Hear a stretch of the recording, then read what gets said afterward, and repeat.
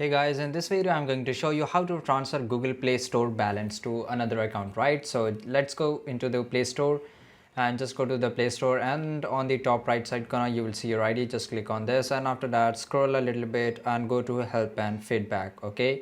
And after that you have to search on the after that you have to click on the contact us, and here on the search bar you have to type Google Play, okay? And after that click on the next.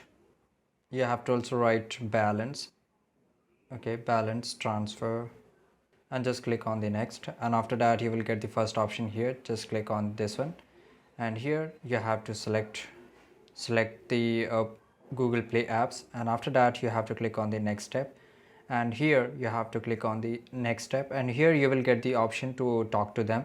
In this way, you if you just select the email, right now the chat section is not available, but if it get available you can chat to them, and after that they will show you they will send you a link in the email, and after that you will able to transfer the Google Play Store balance to another account, right?